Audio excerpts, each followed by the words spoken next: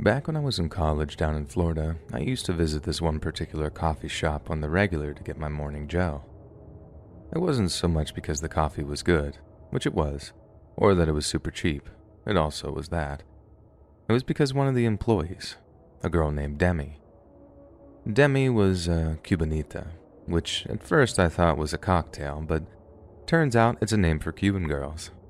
She was American born, but her parents came over from Cuba during the whole communism thing, and she was without a doubt the most beautiful girl I'd ever seen. I grew up in small town Maine, and where I came from, you just didn't see girls like Demi. Most of the girls in my high school were stick thin, whereas Demi was, well, not so much. She was, as my kid cousin would call, thick with two C's, and I was crushing on her hard from the first moment I saw her. She was also a very unusual barista, and that was because she didn't drink coffee.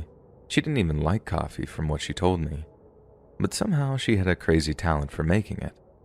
I have no idea how that works, but go figure. Stranger things happen, right? Anyway, I was pretty shy when first talking to her. Honestly, kind of intimidated, but she was so friendly that it wasn't long before I felt confident to lay a few compliments on her.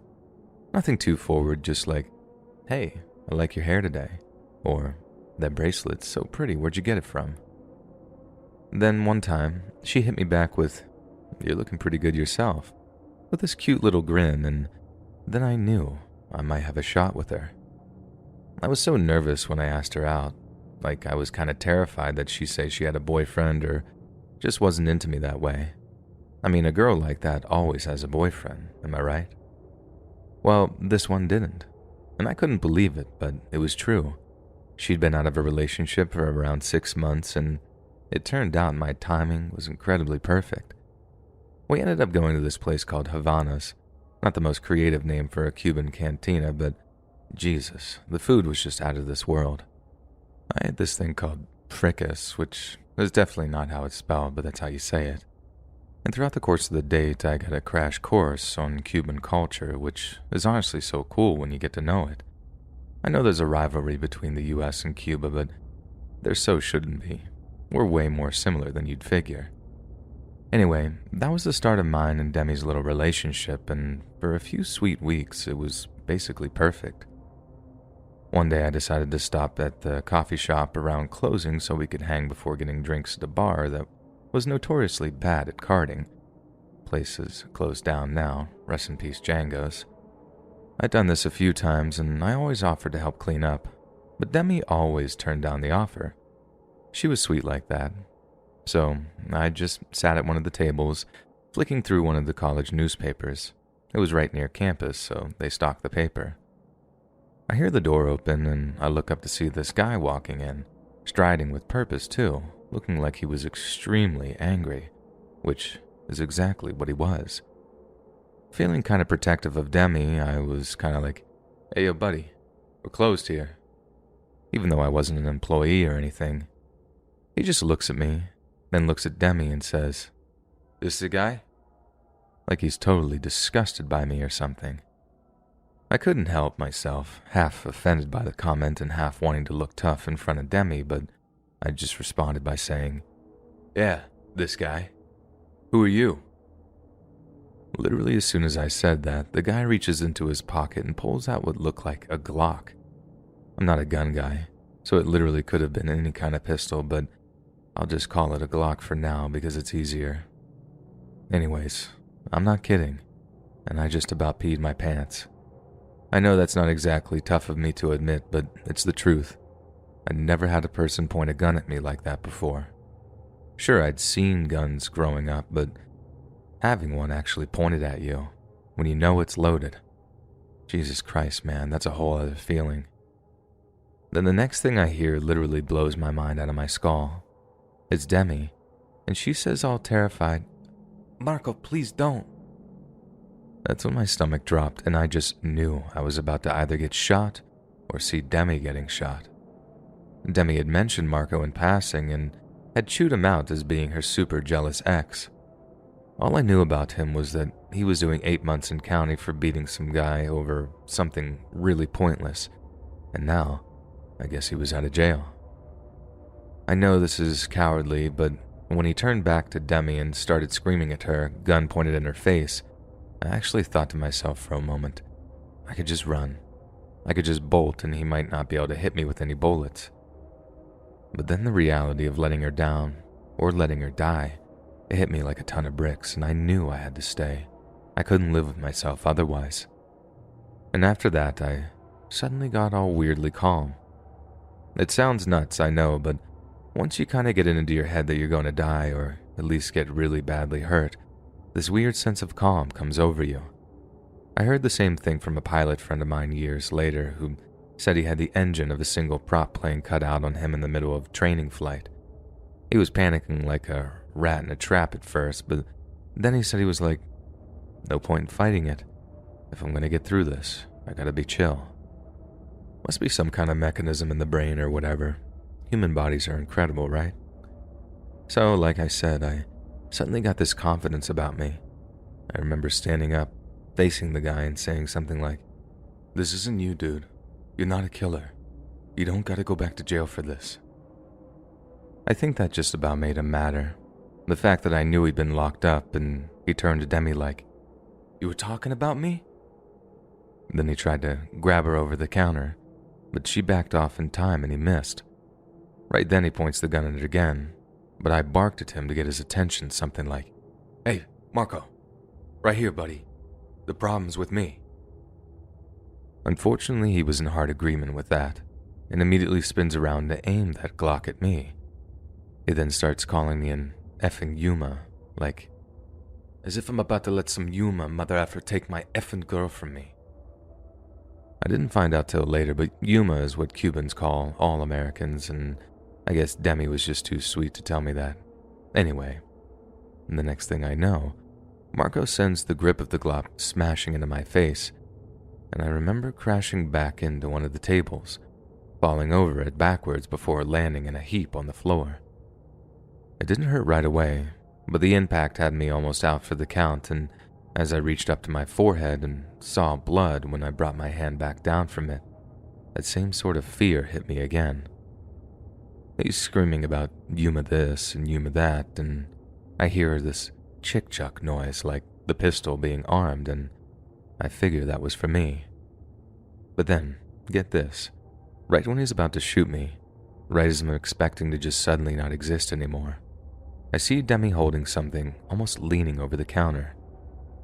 I don't know what she said to the guy because it was in Spanish and mine was god-awful back then, but whatever it was enough to draw his attention just long enough for her to throw something hot and liquid right in his face. The scream he let out was like nothing I'd ever heard before. It was like something had erupted from deep down inside of him, something that sounded barely even human. I figured she'd just thrown some hot coffee in his face. I was right about to scream in her favor when I actually got a look at Marco's face. Something was stuck to it, like a kind of crystally brown gunk, and it was actually steaming as he tried and failed to get it off. She screamed that we had to leave as she hopped the counter and ran towards the door. I followed, head bleeding, and out into the street. We ran down the sidewalk to a bodega, ran inside, and called the cops. Then, as she's on the phone with 911, in between talking, I asked what she threw in Marco's face. She gave me this real guilty look before she kept talking, so I didn't find out what it was until later when she was explaining what Yuma meant. It was hot coffee, all right, but there was a whole bunch of sugar in there too. And for those that don't know, that's the same kind of stuff they do in prison to the really bad prisoners. It sticks to your skin and cooks it right to the muscle, and it leaves absolutely horrific scarring. I normally wouldn't have wished it on my worst enemy, but we were in a kind of life or death situation, so I suppose there was just nothing else to do. Okay, I just realized how long this thing has gotten, so I'll wrap it up as best I can. Now, given the circumstances, Marco was taken to the hospital and kept under police watch. Then, once he was finally ready to be discharged, he was arrested for what he did. According to Demi, he didn't end up going back to jail, but instead went to a nut house somewhere in another state. I guess whatever face he had left just messed up his mind, and that figures if you ask me. Me and Demi did stay together for a while after, but broke up when she ended up getting accepted into a college up in the Northeast. It sucked. I really loved her, but people just move on, I guess, and LDRs aren't something we were capable of. I have this pretty cool looking scar these days, right up near my hairline, and I think I have a pretty cool/scary story to go with it. I hope you find time to read this in one of your videos sometimes, although I'm not too sure where it would fit. Maybe psycho ex-boyfriends, maybe. Anyways, love your content and keep up the good work.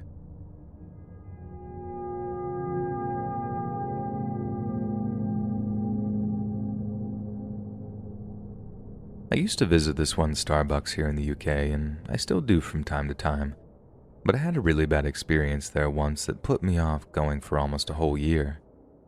So, it was this really hot summer in 2018. I don't know if many other English people listen, but they might remember how hot it was. I'm not usually one to go for a frap, but oh my god, it was just so roasting outside that I needed something to cool myself off. So instead of my usual venti latte, I went for a frappuccino to keep chill.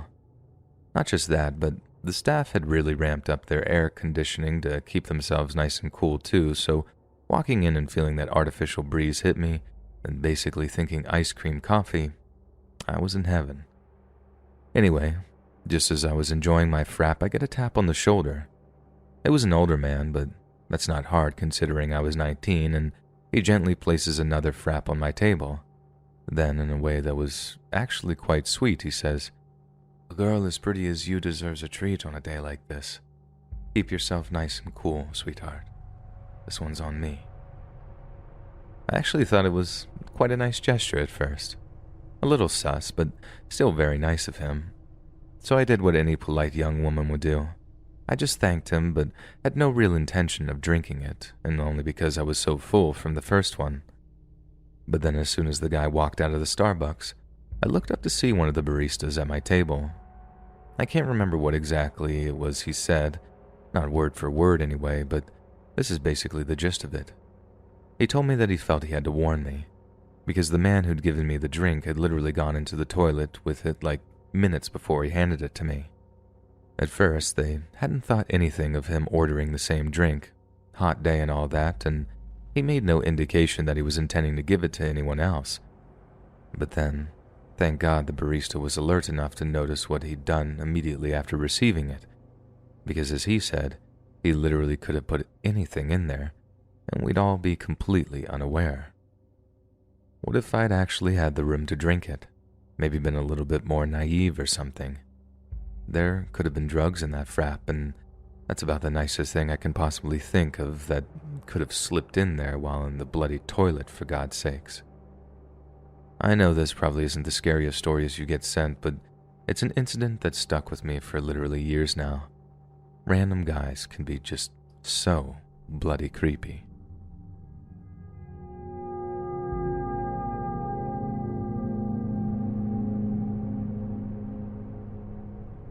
My name is Cassie, and I want to tell you about one of the nicest, most generous, and honorable people I ever knew in my entire life.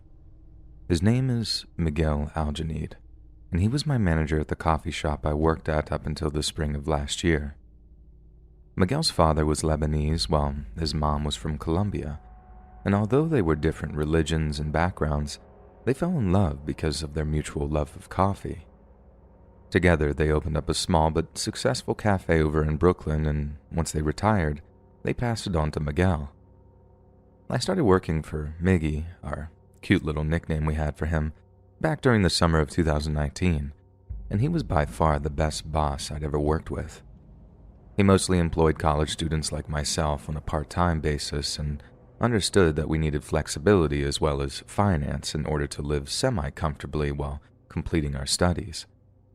As a result, we worked our butts off for him. We wanted him to succeed. We wanted his business to succeed. Not just for him or us, but in honor of his parents, who had one of the most magically romantic stories I'd ever heard.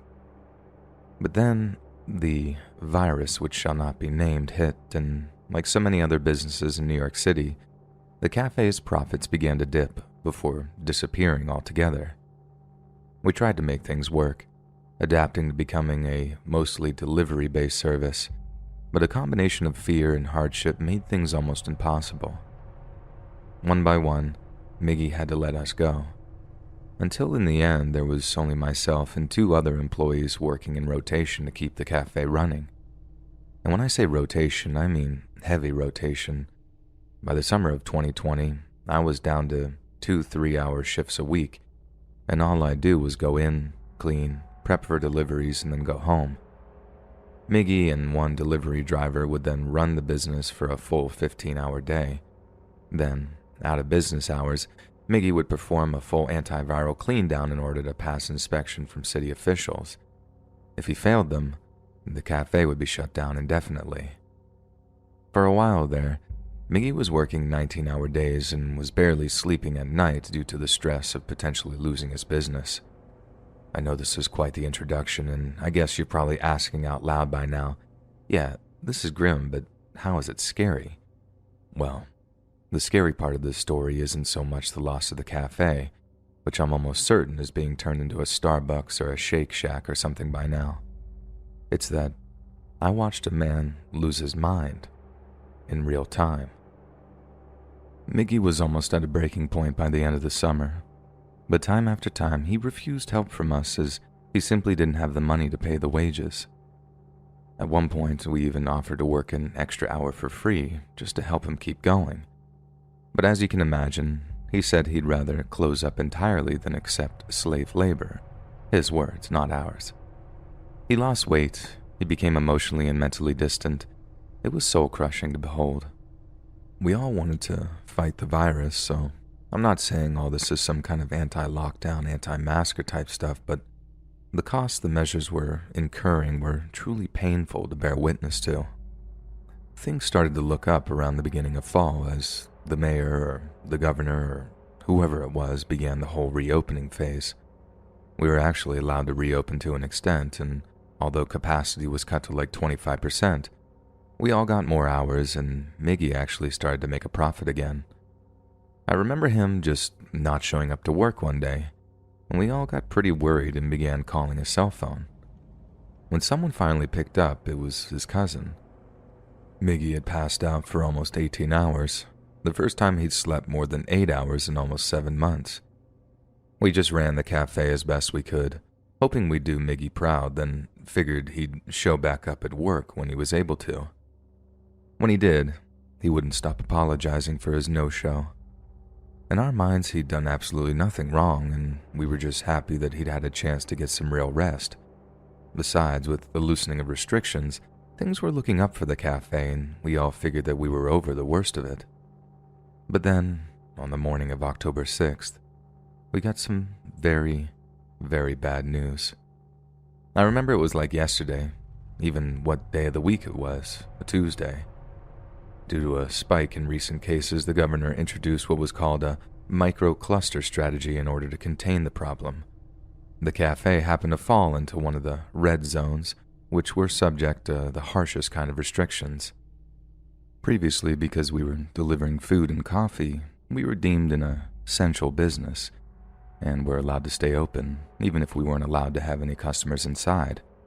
But under the new microcluster thing, the little baklavas and obleas weren't enough to be considered substantial foodstuffs. Therefore, we were forced to close again. Miggy was holding back tears when he called me about an hour after the news was announced. As much as I tried, I just couldn't find the words to reassure him. Honestly, I knew we were in trouble, and I was terrified for him. That cafe was his entire life, and once again it looked as if though it was going to be taken away from him. As you can guess, due to a lot of people working from home, the demand was absolutely enormous. So, once again, Miggy went back to working 19-hour days, mostly all alone, in order to keep deliveries running. A coworker of ours, Ronnie, attempted a kind of intervention and went in during his days off to try and talk Miggy into getting some rest. And Miggy fired him on the spot. To fire someone like that just wasn't in Miggy's character. We knew he was grieving, but to think it was having that much of an effect on his personality was just devastating for us. Ronnie wasn't even mad, he was just sorry, and figured he'd go talk to him once he was feeling more like himself. Now we know that day might not ever come. After the holidays, I knew I might have to walk on eggshells around Miggy, that he was cracking up from being stressed and overworked. But the reality was so much worse. Miggy had never been particularly religious, so I remember the shock I felt when I saw that he'd mounted a large wooden cross in the cafe's office. That might not be anything to worry about with anyone else, but when I walked in and saw the way he was just staring at it, it was a bizarrely disturbing sight. When I asked if he was okay, he gave me this really faint, uh-huh. Like, although he was right there in front of me, his reply came from somewhere very, very far away. Then he asked if I wanted to pray with him.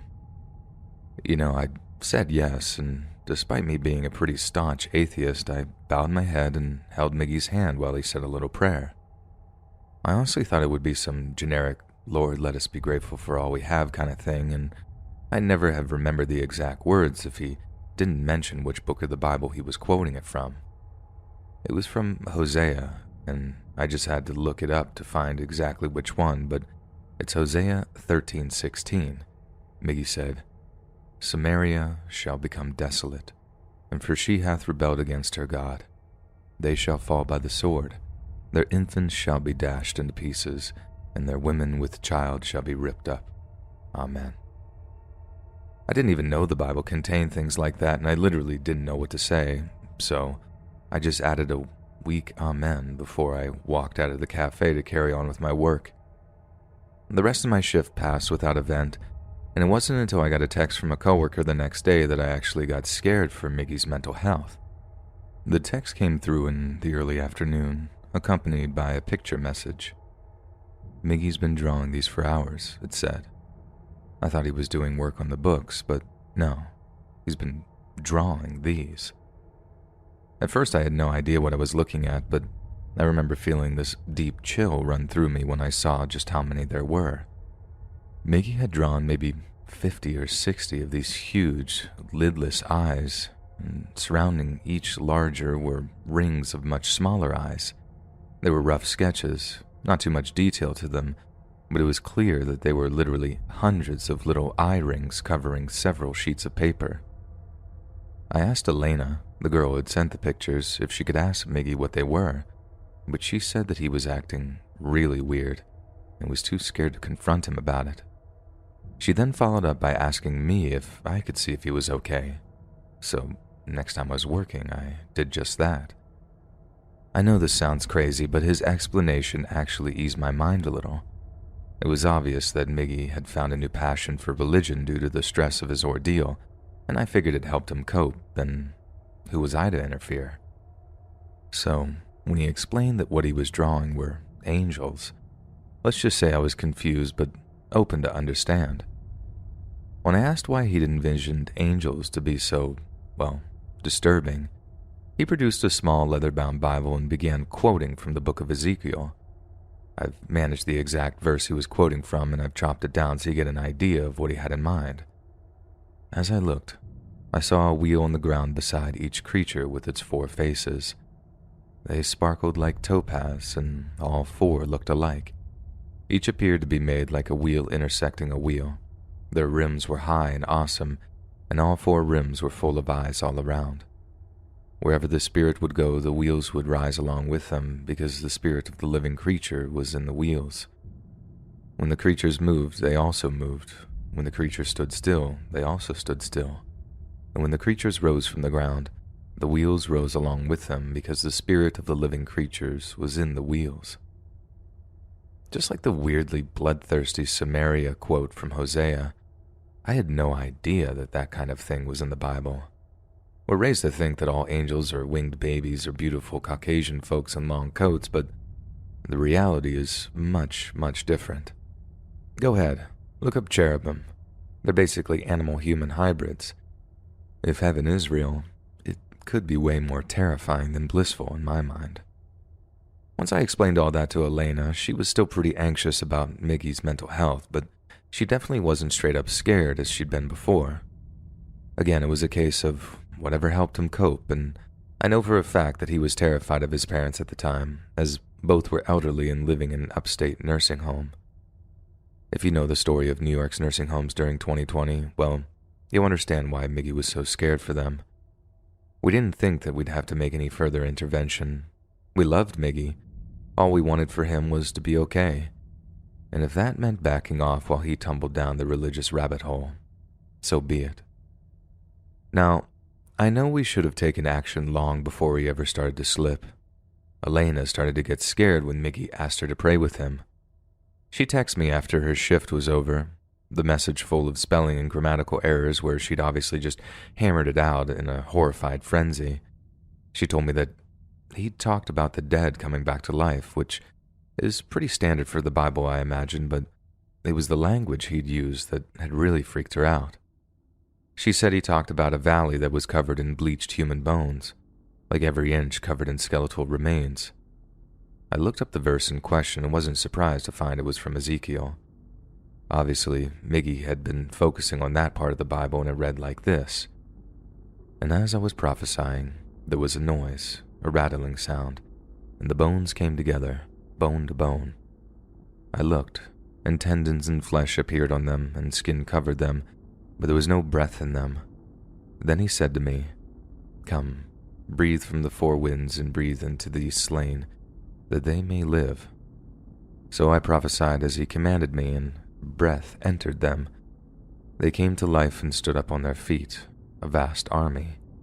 Then he said to me, Son of man, those bones are the people of Israel. I can imagine how terrifying that must have been for Elena to hear.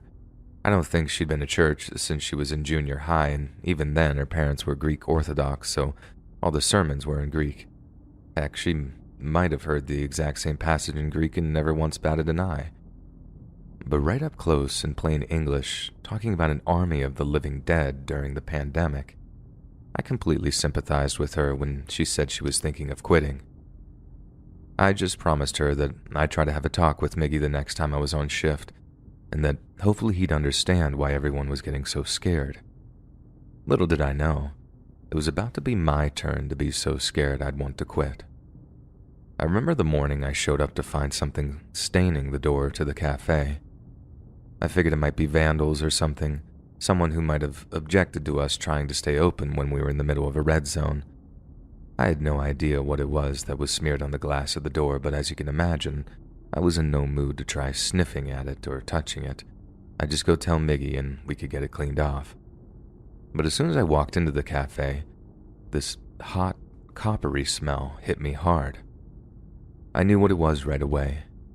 The cold had stopped me from smelling it on the door, but inside, with the heat and steam of the coffee machines warming up the air, I knew what it was.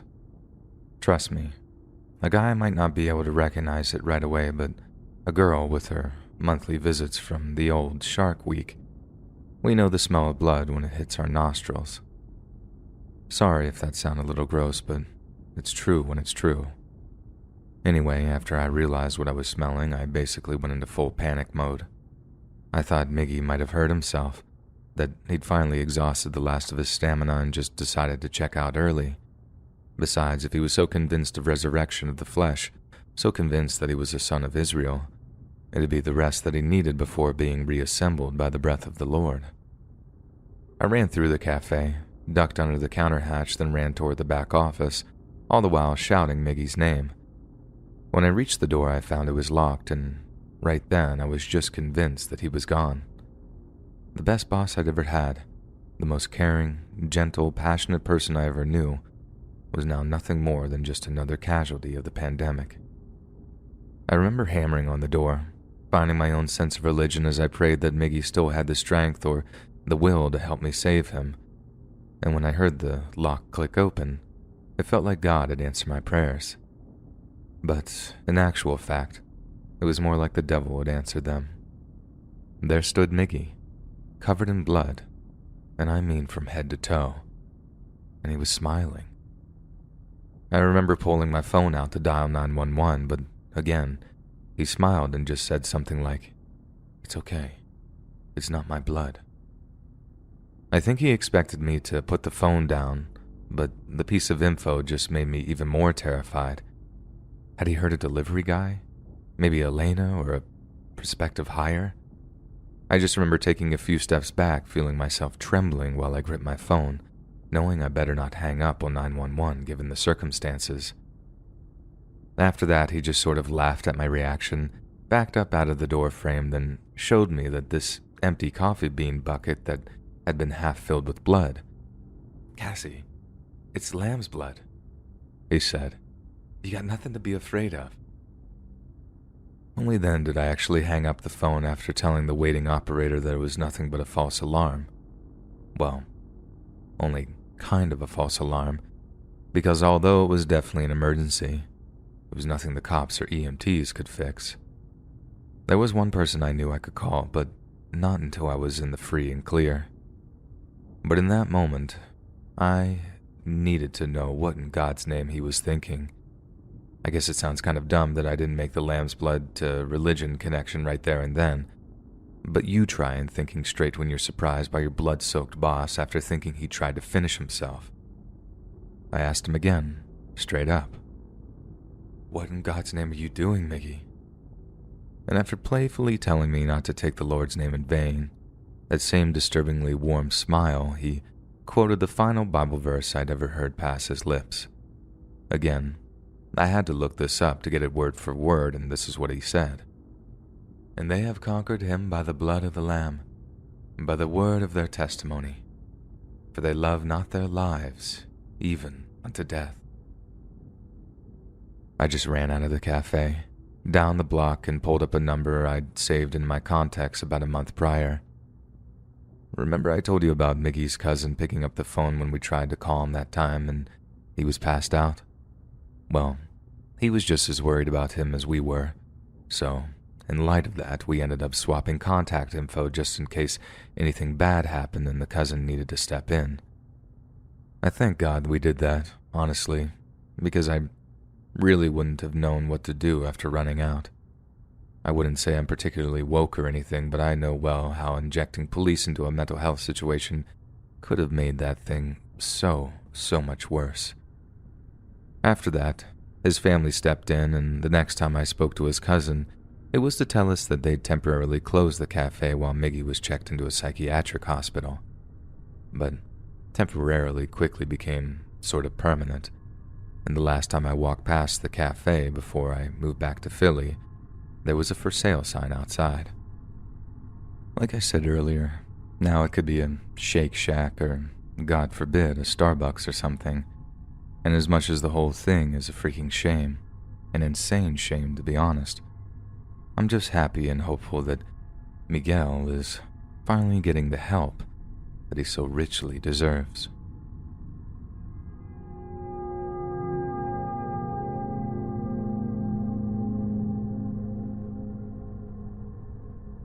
Bill Dwayne Wheeler Sr. was a portly man of medium height and thinning hair, who spent the majority of his early 20s traveling around the western U.S. It was during this period that he fell in love with the world-famous City of Sin, Las Vegas. By 2010, Bill had been married 5 separate times to 4 different women, and you might be mistaken for thinking him something of a ladies' man.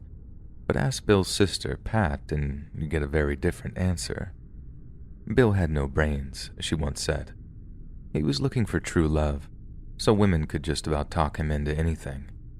Couple that with the fact that Bill was practically surrounded by beautiful young women, and you started to understand why his life was something of an emotional and financial time bomb. Bill ran 2 businesses in the state of Washington. One was a legitimate private investigator's business. The other was a considerably seedier grab-and-go coffee stand, where barely clothed female baristas would serve small coffees at big prices. Some of the grab-and-go regulars called it the Sexpresso place, a place where the baristas blurred the line between tongue-in-cheek flirtatiousness and straight-up peep shows.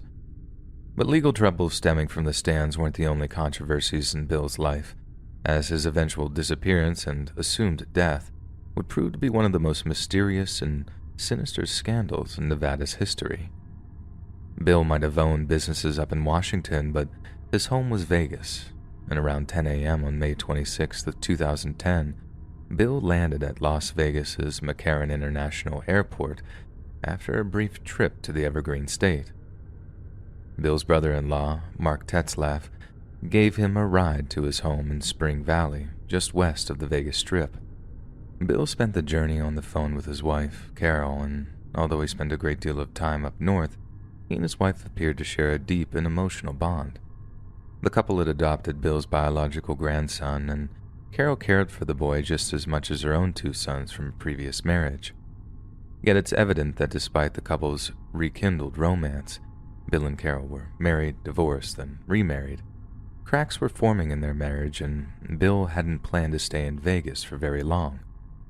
After picking him up from the airport, Mark joined Bill in the garage of the Spring Valley house to fix up his prized white Mercedes.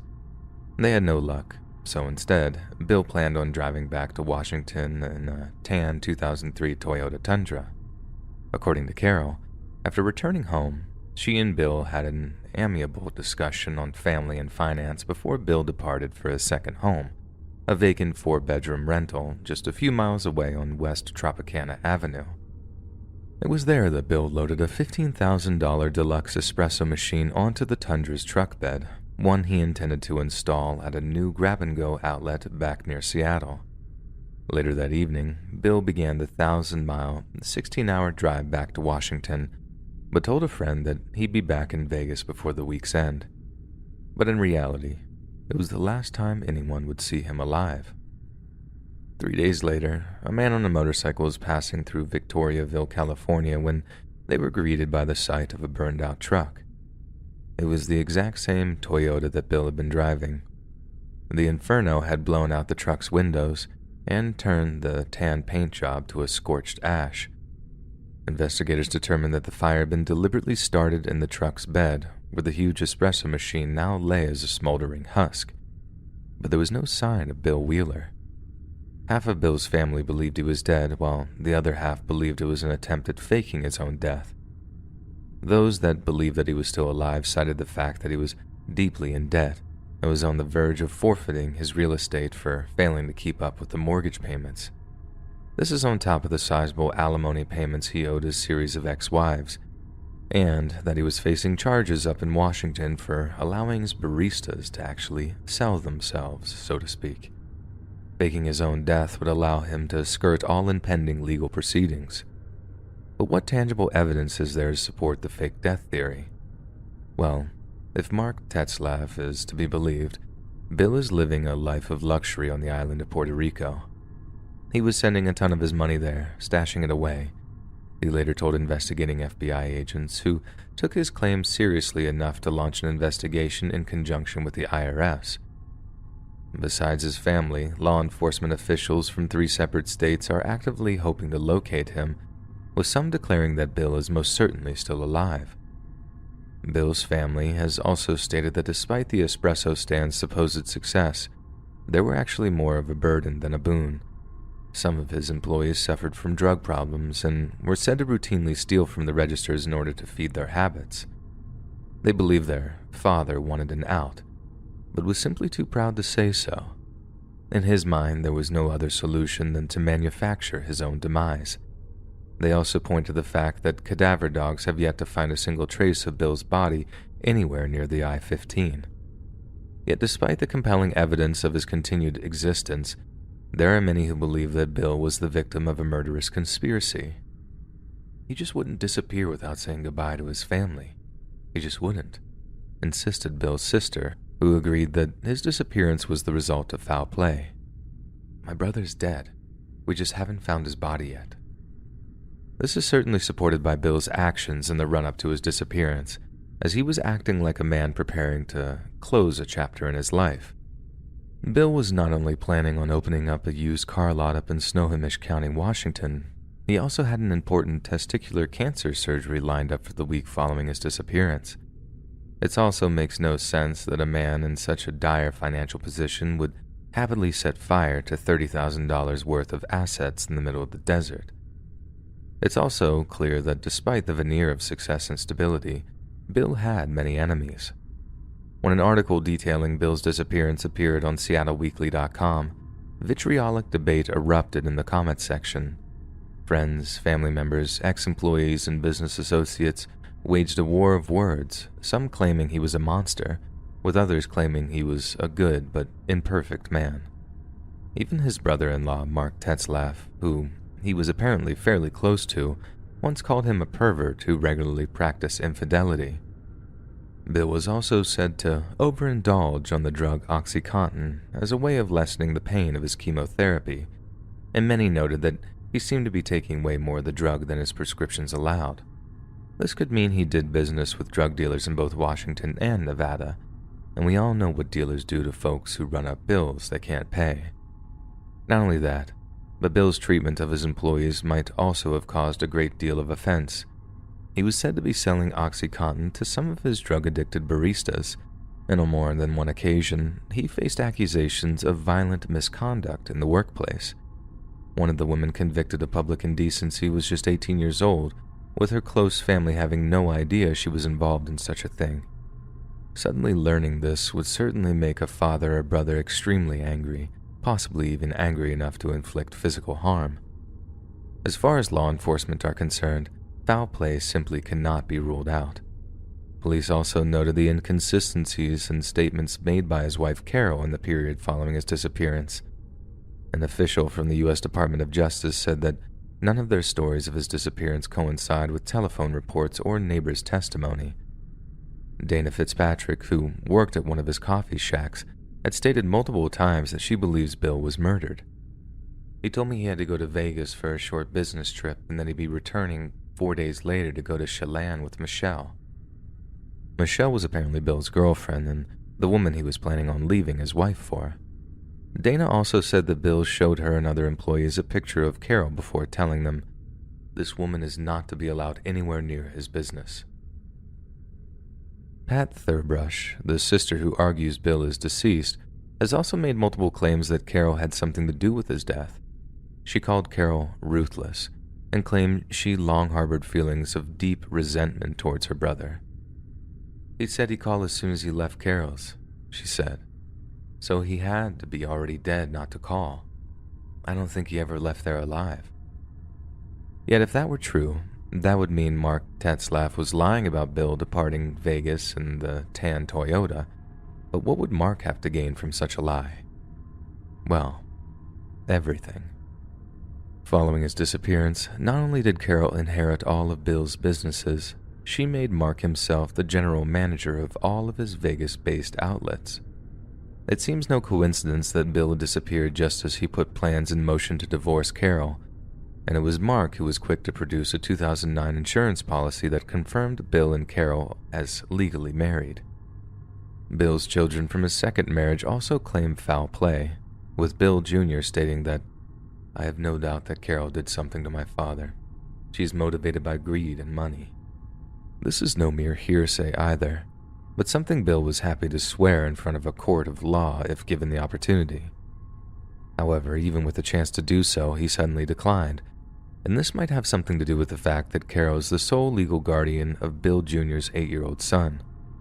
This was done while Bill Jr. was enlisted in the Air Force and was mainly the result of a vengeful move from Bill Jr.'s ex-wife, who was also said to have forged his signature on the court documents. Carol, who has since renamed the coffee stands Carol's Espresso, made a counter-statement which read, "Bill Jr. has always had a hatred for me since his father adopted my 2 sons, making him no longer the oldest. Also, my 8-year-old is afraid of him for threatening to put him in the trunk of his car as a punishment." Bill Jr. has flat out called this a lie and claims that Carol has poisoned his son against him. He also claims that he had a good relationship with his father and was shocked to hear that Bill had written in his will that, "I specifically desire that my son, Bill Dwayne Wheeler Jr., receive nothing whatsoever from my estate."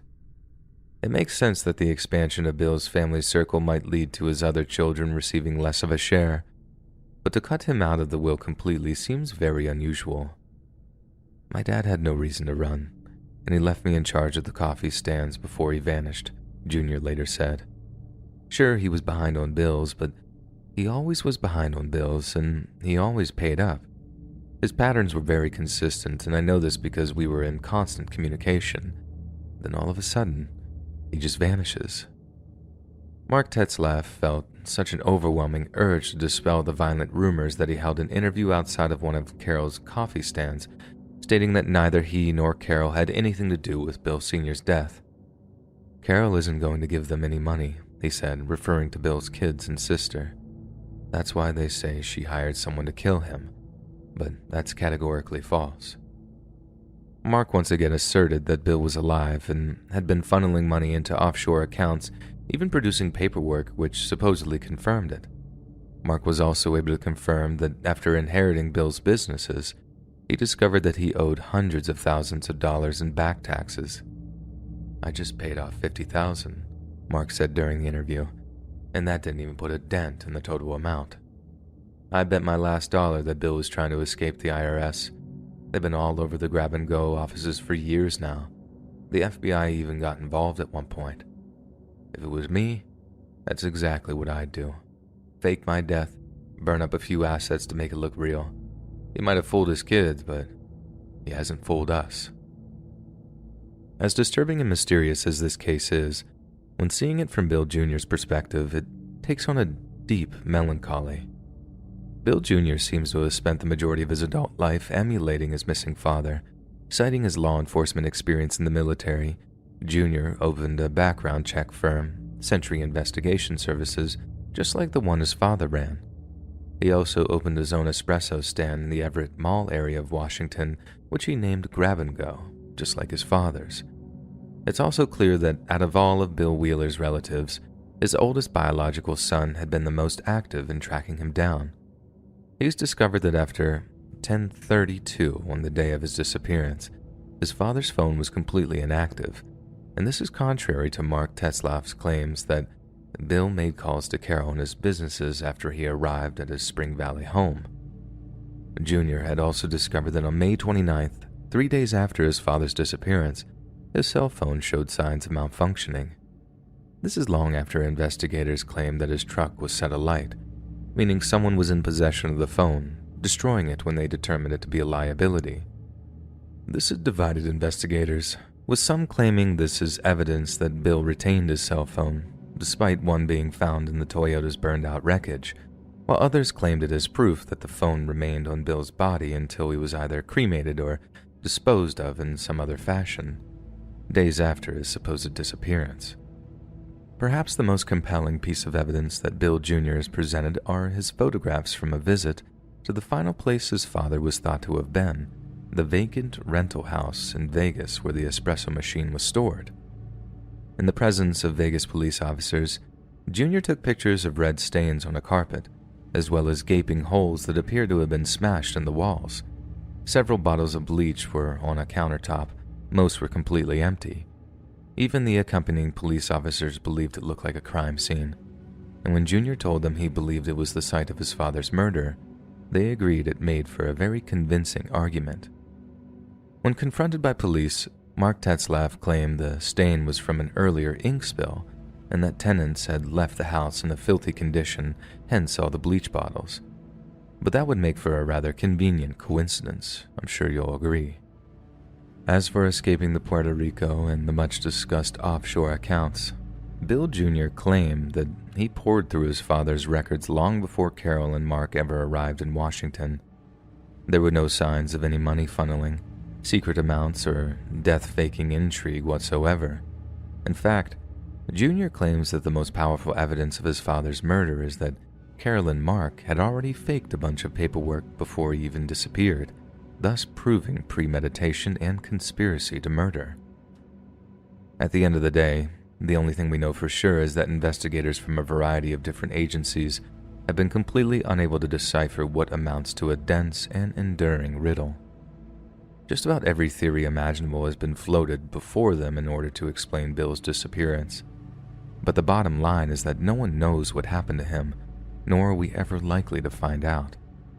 Las Vegas has one of the most sophisticated missing persons task force in the Western world, as more than 2,000 people go missing there every year, but even they have been unable to find him. Perhaps the general feeling is best summed up by a quote from Bill's sister, Pat, who once said, "I just want to find my brother's body. That way, we can all be at peace. We can all just put this behind us."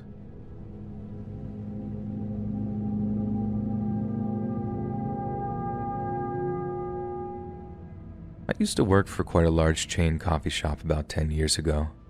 A coworker of mine I worked with told me that one morning, before I was hired, he came in real early, about 4 a.m., to get started on a deep clean that was going to take all morning to complete.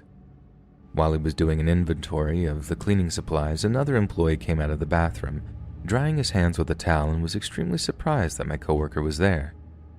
He asked him what he was doing there, and the guy made up some excuse about how he was out late and needed to use the bathroom. Believe it or not, a year or so later, the guy was convicted of murdering one of his escorts and was there cleaning up after one of his kills. Can't really get any creepier than that.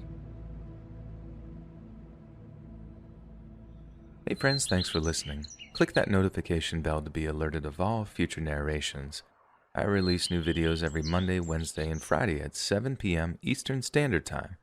If you got a story, be sure to submit them to my subreddit, r/Let'sReadOfficial, and maybe even hear your story featured on the next video. And if you want to support me even more, grab early access to all future narrations and bonus content over on Patreon. Or click that big join button to hear about the extra perks offered for the channel. And check out the Let's Read podcast, where you can hear all of these stories in big compilations and save huge on data, located anywhere you listen to podcasts. Links in the description below. Thanks so much, friends, and I'll see you again soon.